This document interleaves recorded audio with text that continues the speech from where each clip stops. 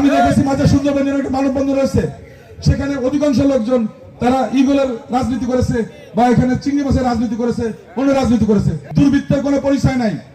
আমাদেরকে সতর্ক থাকতে হবে, সাধারণ মানুষের যেন অধিকার হরণ কেউ না করতে পারে সেটার জন্য বিএনপির প্রত্যেকটা নেতা কর্মীকে সতর্ক থাকতে হবে, কাজ করতে হবে।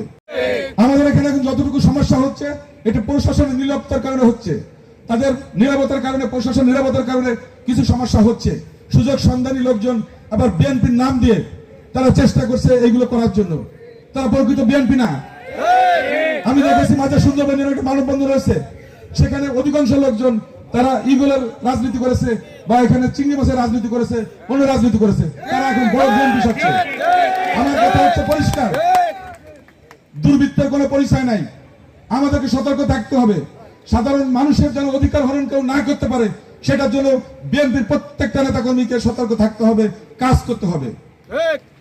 আমরা যদি এগুলো না করতে পারি তাহলে বলবো যে আল্লাহর রাস্তায় আপনারা বাড়ি যান, যারা আছে অন্যরা তারা দায়িত্ব নিক।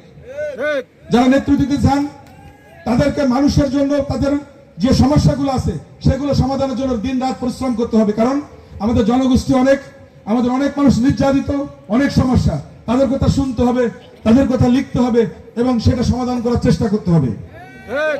আমাকে অনেকে অনেক উপদি দেয়, আমি এগুলো পছন্দ করি না। আমার কথা পরিষ্কার, যদি আমাকে বলে যে সোনালতলা ইউনিয়ন মানা হালদার বা মারুফ সর্দারের নেতৃত্বে এখানে খুব ভালো চলছে বা এখানে কোনো সমস্যা হচ্ছে না, আমরা সবাই খুব ভালো আছি, আমি এটা শুনতে চাই। আমি শুনতে চাই সুন্দরবনে যারা নির্বাচিত হয়েছে তারা সঠিকভাবে ইউনিয়নটা পরিচালনা করছে, ওখানে একটা সুখ শান্তি বিরাজ করছে, হিন্দু মুসলিম বৌদ্ধ খ্রিস্টান সবাই সুন্দরভাবে বসবাস করছে। এটাই হচ্ছে আমার প্রত্যাশা। কারণ আমরা যখন রংধনুর মতো দেশ করতে চাই তখন আমাদেরকে চরিত্রগত পরিবর্তন করতে হবে। আমাদের ভিতরে যে হীনমন্যতা আছে, সংকীর্ণতা আছে, স্বজন প্রীতি আছে, সেগুলো থেকে বেরিয়ে আসতে হবে। আমি কিন্তু চিৎকার করে রাজনৈতিক বক্তৃতা দিতে চাই না, আমি শুধু এতটুকু বলতে চাই আমি আপনাদেরই একজন। আমি চাই আপনাদের কল্যাণ, আমাদের সন্তানরা যেন সুন্দর একটা পরিবেশ পায়, আগামীতে যেন আমাদের এই মোংলা রামপাল নিয়ে আমরা সুন্দর একটা জনপদ গড়তে পারি, যেখানে আমাদের সন্তানরা মাথা উঁচু করে দাঁড়াতে পারবে, তাদের মেধা মনন নিয়ে তারা নেতৃত্ব দিতে পারে জাতীয় পর্যায়ে, আন্তর্জাতিক পর্যায়ে। যারা সাংস্কৃতিক চর্চা করে তারা সাংস্কৃতিক ক্ষেত্রে নেতৃত্ব দিবে, যারা ক্রীড়া চর্চা করে তারা ক্রীড়া ক্ষেত্রে নেতৃত্ব দিবে, যারা শিক্ষা নিয়ে কাজ করছে তারা শিক্ষা ক্ষেত্রে নেতৃত্ব দিবে। সকল ক্ষেত্রে আমরা চাই একটি উন্মুক্ত পরিবেশ এবং আমরা চাই না রাজনৈতিক পরিচয়ের কারণে কোনো ব্যক্তি বা কোনো পরিবার ক্ষতিগ্রস্ত হোক।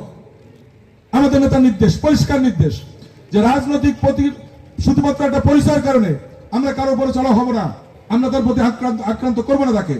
এটা হচ্ছে আমাদের নেতা তারেক রহমান সাহেবের পরিষ্কার নির্দেশ। আমরা প্রতিহিংসার রাজনীতি করতে চাই না, এটা বারবার উনি বলছেন। আপনারা যদি আরেকজনের উপরে চড়া হন, প্রতিশোধ নেন, তাহলে আপনি তারেক সাহেবের কর্মী নন। তারেক সাহেবের কর্মী হতে হলে ওনার কথা শুনতে হবে, ওনার নির্দেশনা মানতে হবে। উনি যদি দেশে আসেন, ইনশাল্লাহ আল্লাহর রহমতে উনি দেশে আসবেন, দলের দায়িত্ব নেবেন।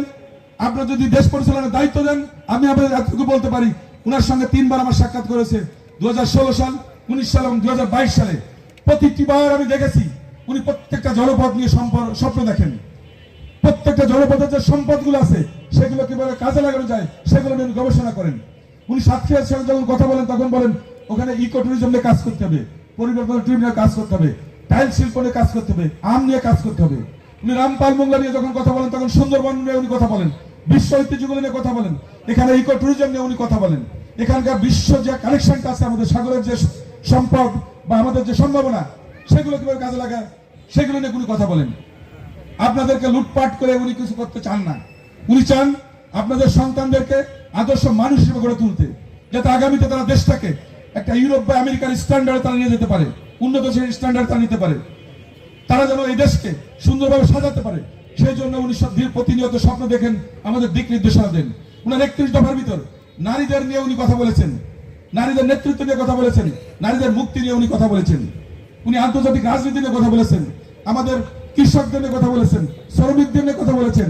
ইভেন কি আমাদের সন্তানরা যারা লেখাপড়া করতে পারে না তাদের মায়েদের জন্য উনি বলেছেন একটা পারিবারিক কার্ড দেওয়া হবে সুবিধা বঞ্চিত মায়েদেরকে, যাতে তারা তাদের সন্তানদেরকে সুন্দর মতো লেখাপড়া করাতে পারে বা ন্যূনতম পারিবারিক যে প্রয়োজন সেটা যেন তারা মেটাতে পারে।